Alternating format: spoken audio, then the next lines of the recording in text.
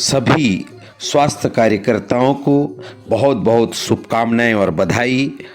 सर्वप्रथम देश में के टीकाकरण कार्यक्रम में स्वास्थ्य कार्यकर्ताओं के अहम योगदान की सराहना करता हूं। कार्यकर्ताओं के समर्पित प्रयासों से भारत देश में टीकाकरण किए जाने वाले बच्चों की संख्या में लगातार वृद्धि हो रही है। प्राथमिक स्वास्थ्य सेवा शिशुओं की सेवा में आने वाली कठिनाइयों से पूर्णतः अवगत हैं। स्वास्थ्य कार्यकर्ता टीकाकरण की महत्वपूर्ण कड़ी है। कठिन पहाड़ी क्षेत्रों से लेकर दुर्गम मैदानी इलाकों तक जहां चुनौतियां एकदम ही अलग है, उनके प्रयास देश की मृत्यु दर और बीमारियों की निरंतर गिरते दर में स्पष्ट नजर आ रही है। प्रत्येक बच्चे और गर्भवती महिला को सुरक्षित टीकाकरण उपलब्ध कराना स्वास्थ्य कार्यकर्ताओं की एक महती जिम्मेदारी है। इस उद्देश्य की पूर्ति के लिए पूरे टीकाकरण तंत्र को आपसी समन्वय के साथ कार्य करना होगा।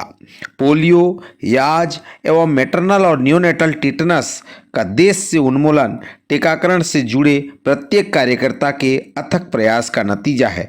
ये उपलब्धियां बहुत कठिनाइयों से प्राप्त हुई है। हमें इस अनुभव को टीकाकरण एवं दूसरी स्वास्थ्य सेवाओं को मजबूत बनाने में प्रेरणा प्रदान करती है। टीकाकरण कार्यक्रम में लगातार होने वाले विकास को दृष्टिगत रखते हुए यह आवश्यक हो जाता है कि समय समय पर ट्रेनिंग सामग्री और तरीकों की समीक्षा की जाए। हमारे स्वास्थ्य कार्यकर्ताओं को अपने ज्ञान को तरोताज़ा करने एवं अपनी कार्यक्षमता का विकास करने में मदद मिले। नियमित टीकाकरण की योजना बनाने और उनके कार्यान्वयन करने और विभिन्न टीकाकरण अभियानों के दौरान स्वास्थ्य कार्यकर्ताओं के प्रयासों से अच्छे परिणाम प्राप्त हुए हैं। किसी भी टीकाकरण कार्यक्रम में स्वास्थ्य कार्यकर्ताओं की सक्रिय भागीदारी महत्वपूर्ण है। चूँकि हम स्वास्थ्य सेवाएं प्रदान करने और अबोध बच्चों के जीवन की रक्षा के लिए जिम्मेदार हैं, इसलिए यह बहुत महत्वपूर्ण है कि इसके लिए आवश्यक ज्ञान और कौशल को नवीन और अपडेट किया जाए। स्वास्थ्य कार्यकर्ताओं को सक्षम बनाने के लिए टीकाकरण कार्यक्रम के दिशा निर्देशों को साथ ही साथ मैक्रो प्लानिंग और टीकाकरण सत्र के प्रबंधन पर प्रशिक्षण उन्हें प्रदान किया जाए। विभिन्न सहभागी एजेंसियों का सहयोग लेकर टीकाकरण में टीकाकर्मी को आवश्यक दिशा निर्देश और प्रशिक्षण दिया जाए, जिससे कि नियमित टीकाकरण कार्यक्रम टीकारोधक बीमारियों की दर में कमी लाने में एक महत्वपूर्ण एवं अनिवार्य भूमिका निभा सके। हमारी आबादी के लगभग कमजोर वर्ग है, इसका विशेष महत्व है। अपने क्षेत्र के सभी बच्चों और गर्भवती महिलाओं को कैसे सूचीबद्ध किया जाए और समय पर उनका टीकाकरण कैसे सुनिश्चित किया जाए, यह स्वास्थ्य कार्यकर्ताओं के लिए एक निरंतर चुनौती है। टीकाकर्मी के रूप में आप सबसे अग्रिम पंक्ति के कार्यकर्ता हैं और देश की टीकाकरण वितरण प्रणाली के प्रथम संपर्क में भी हैं।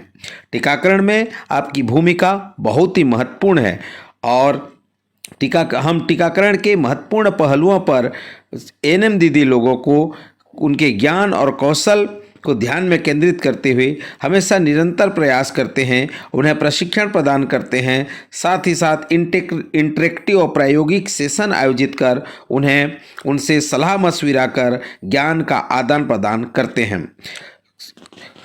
एएनएम स्वास्थ्य कार्यकर्ता स्वास्थ्य के विभिन्न क्षेत्रों में जो सहयोग और जो सेवाएं दे रहे हैं, आइए उन्हीं के जुबानी से सुनते हैं कि वो किस प्रकार टीकाकरण सत्र में आवश्यक सामग्री ले जाते हैं।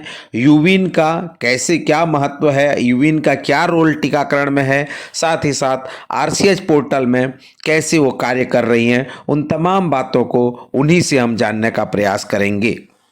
कार्यक्रम के सुचारू क्रियान्वयन में आरएचओ मेल फीमेल का बहुत बड़ा योगदान होता है।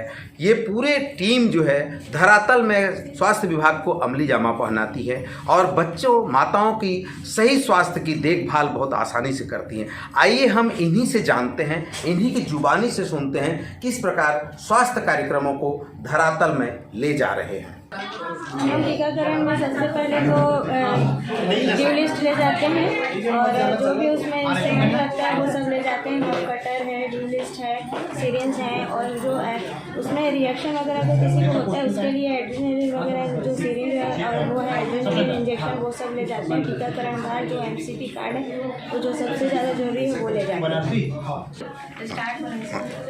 हम लोग ड्यू लिस्ट घर घर सर्वे करके मितानिन लोग के माध्यम से, आंगनबाड़ी वाले लोग के माध्यम से ड्यू लिस्ट तैयार करते हैं छूटे हुए बच्चे को, उसके माध्यम से फिर टीका लगाते हैं सर।